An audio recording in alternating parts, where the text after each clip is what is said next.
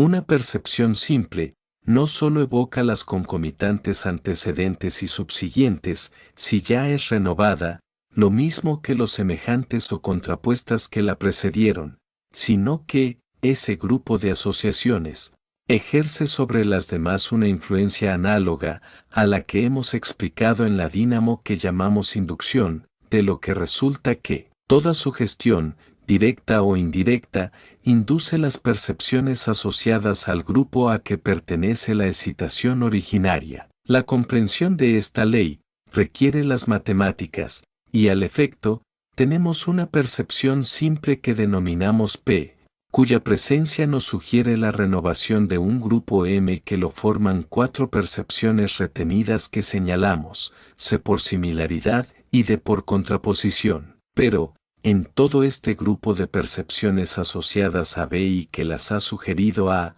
se encuentra asociada del mismo modo a otro grupo que vamos a llamar N, formado de otras percepciones que están asociadas entre sí y una de ellas, cualquiera, es susceptible de ser sugerida por A. Puede ocurrir lo mismo con la percepción B con respecto a otro grupo O, cuyos elementos serían sugeridos al mismo tiempo que los de N. Si llamamos P y Q a los grupos asociados respectivamente a C y D, tendremos como resultado final que el grupo M sugerido por P atrae los grupos N, O, P y Q. Es decir que esos grupos de asociaciones han sido inducidos por el grupo M. De esta ley se deduce que, mediante la inducción, las asociaciones se desarrollan inmensa e infinitamente y pueblan en todo instante a nuestro espíritu, de percepciones despertadas por una excitación cualquiera, periférica o central, porque generalmente, el estímulo procede de un fenómeno del organismo y que actuando sobre los centros nerviosos, revive impresiones que dan lugar a renovaciones perceptivas, tras de las cuales surgen y resurgen por sugestión e inducción otras muchas percepciones que le están asociadas. Lo que ocurre por ejemplo en los estados febriles como también en los llamados sueños y pesadillas. Vamos a internarnos un momento en un fenómeno curioso, que se refiere a las reproducciones de la memoria, y es el carácter inconsciente de las asociaciones que se verifican conforme con las leyes que explicamos. Las sugestiones e inducciones asociacionistas tienen lugar de una manera tan automática y fatal, que nuestros esfuerzos por desterrar un recuerdo provocado no hacen más que reanimarlo. Y aún ocurre con frecuencia que nos es imposible traer a nuestra memoria un nombre, una fecha, un acontecimiento y hasta una tonada musical.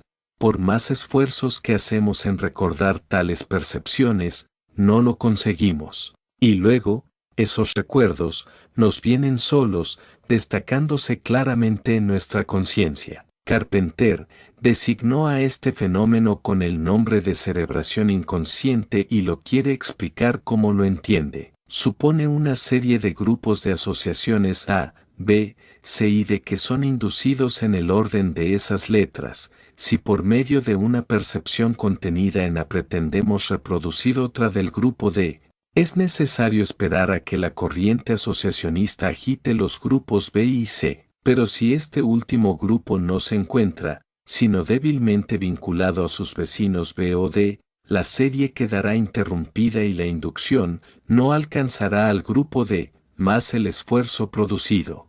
Habrá iniciado un trabajo de inervación que, impulsado por las huellas casi borradas, las profundizará reforzando el vínculo débil primitivamente, o debilitado por las influencias que obran sobre la reproducción. Terminada esa labor automática e inconsciente, la excitación llega a D y el recuerdo perseguido se presenta espontáneamente. Hablando eléctricamente, el argumento es más sencillo. La inducción venció a la resistencia y se hizo la luz. Mas es verdad que a veces la impresión de un estímulo es tan débil, que no alcanza a producir un estado consciente definido y en otros casos, la presencia de excitaciones simultáneas, numerosas e intensas, hacen pasar inadvertida una percepción. Pero siempre que la modificación respectiva haya podido ser retenida, la cerebración inconsciente nos presentará la percepción en cualquier momento, en vigilia o en el sueño. Aquí es necesario sentar para quitar malos entendidos y anular errores de casi todos los filósofos y hombres científicos y materialistas que esa cerebración inconsciente no se obra por la exclusividad del cerebro ni del sistema nervioso, en lo que no hacen más que el papel de reflectores, las representaciones del espíritu nuestro, que responde a la evocación hecha de aquella percepción, y lo hace cuando y como puede. Cuántos rodeos se busquen para eximir al espíritu de sus exclusivas funciones, es retrasar el trabajo y aún el mismo espíritu al que se le quiere desconocer. Obra ese fenómeno para corrección del no yo supremático y rebelde al yo. La verdad es que todo debe corresponderse porque todo a todo se sirve, y cada cosa debe obrar en su ley para mantener la armonía de todo lo heterogéneo, en un modo homogéneo, como luego hemos de ver. La nutrición material, moral y espiritual es la influencia completa para las retenciones de la memoria y se requiere la buena circulación, para la mejor reproducción de todos los fenómenos. Lo cual nos explica que, en las personas jóvenes, los recuerdos se desarrollan más rápidos que en el anciano. Los estimulantes son también motivo de rapidez en las percepciones entre los que se cuenta con el café negro. En la reproducción es tardía en los ancianos caducos y achacosos, en los cardíacos y anémicos, como también en los narcotizados, y de los que han ingerido sustancias sedativas como el bromuro de potasio. La memoria puede sufrir alteraciones patológicas y aún perderse por completo, pero esto último no puede suceder sino por aberraciones del espíritu que abandona su materia, lo que debe explicarse en psiquiatría. Hay algunos casos de revelaciones del espíritu que los han calificado de cerebración inconsciente, lo que negamos, porque es solo el espíritu el que mueve a nuestro cerebro, por el alma en último caso y no es capaz el cerebro, ni nuestro sistema nervioso, de revelarse a sí mismo nada sin los causantes alma y espíritu. El caso de un cajero inglés que no podía acordarse de una partida que había pagado y no la asentó en sus libros, y que preocupado con esa falta se acostó y en sueños se le representó toda la faena del día, llegando a ver que había pagado esa cantidad a un tartamudo que lo fastidió por no entenderlo, a la mañana pudo llenar ese vacío. Otro caso es que, una señora que no había recordado la suma de su cuenta corriente y mirando a un objeto no pensaba ya en la cuenta, cuando se vio sorprendida en su mente por la cantidad justa. La misma señora en otra ocasión lee una carta y la dirección de la persona, pero no la apuntó y rasgó la carta, no acordándose más de la dirección. En la necesidad imperiosa de escribir se esforzaba en rememorar la dirección y quedó como estática mirando a un cristal y vio escrita la dirección claramente. En estas pequeñeces se han entretenido los pseudopsicólogos y señalan esos tres casos como cerebración inconsciente, cuando hay millones de casos análogos todos los días. Pero estas rememoraciones son por causa del cerebro o del sistema nervioso. No tal, lo que hay es que por la necesidad hemos evocado ese recuerdo y nuestro espíritu en primer caso, y en segundo nuestros guías o familiares espirituales, que siempre están algunos junto a nosotros, regraban en nuestra mente más profundo el hecho y nos lo muestran para evitarnos el daño que nos originaría. ¿Y por qué medios nos los han de mostrar, más que reviviéndolos en nuestro cerebro, única placa destinada a impresionar los clichés? He dicho y nuestro espíritu en primer caso y en segundo nuestros guías y familiares. Esto puede ser motivo de confusión y no puedo dejar niebla en este artículo importantísimo. Sí, sucede que nuestro espíritu, por necesidad propia, por ayuda a otros afines, por correspondencia a otros espíritus también, se desdobla y se va hasta donde la elasticidad de su alma le permite, pudiendo encontrarse muy lejos y en remotos mundos, pero sin romper sus ligaduras, más si debilitándolas cuando llega a su materia uno de esos casos. Una de esas impresiones, que por falta del agente espíritu, se graba muy débilmente en nuestra mente y retina, quedando apenas la estela. Vuelve el espíritu y no se cuida de aquel asiento débil, por no serle necesario de momento a la materia. Pero tan pronto es necesario rememorar el hecho, evocamos la semiconciencia y nuestro espíritu pide a los familiares informes y se los dan y rehacen el hecho por sí mismos, o lo encarga a los afines que presenciaron y le es rememorado a la materia. ¿Dónde está aquí la cerebración inconsciente?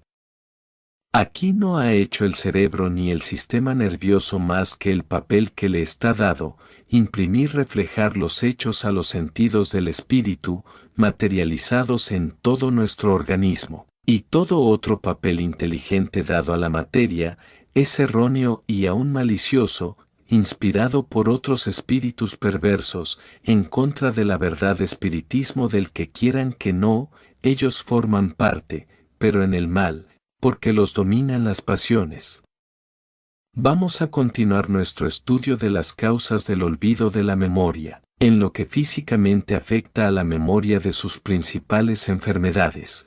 Las conocemos con bastante precisión, descritas por Ribot y clasificadas en dos grupos que son la hipermnesia o excitación extraordinaria de la memoria por fiebres y delirios, y las amnesias, pérdidas parciales o totales, temporarias o definitivas de las facultades mnemotécnicas. En el segundo grupo está incluida la afasia u olvido de la palabra o del lenguaje.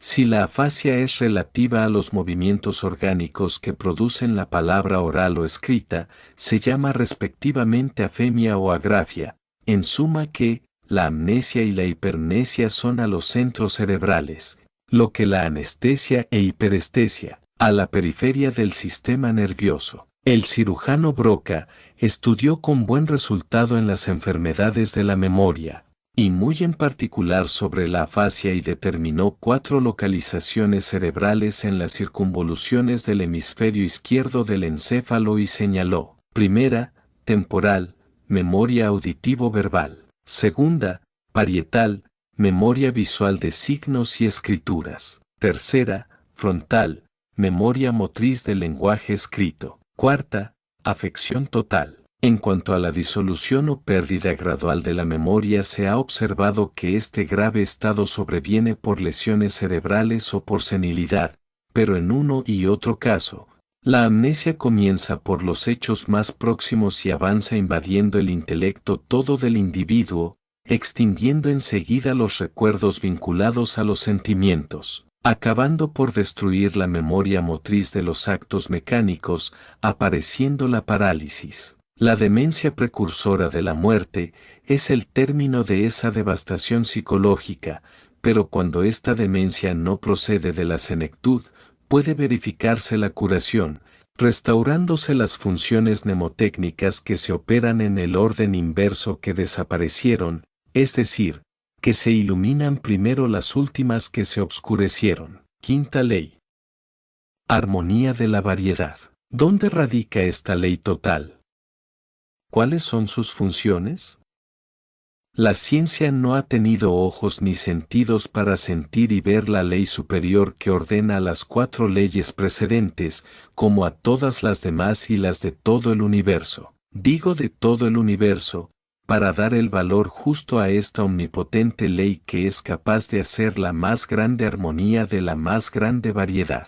Sí, es la misma ley que gobierna el universo infinito y que sin embargo está en el hombre, pero en su espíritu imponiéndose, sin coartar la libertad, a todas las leyes de la infinita variedad que obran en nuestro organismo. Cualquiera falla de las 4 leyes que hemos estudiado afecta de lleno a esa misma ley y lo anota como punto de estudio que habrá de resolver en esa u otra nueva existencia. Cualquiera de las partes infinitas del complicado organismo que mueve cada una de esas leyes, atiende solícita la ley de armonía y mantiene el equilibrio de la vida, todo el tiempo que el destino de cada existencia marca, el que se cumple inapelablemente, El papel más importante de la ley de armonía es la belleza del conjunto de las cosas y de cada una individualmente, y de las funciones depende el orden de las cosas y el servicio nuestro de cada cosa, obrando todas a la vez sin estorbarse ninguna en su inmenso torbellino apretado de nuestro organismo,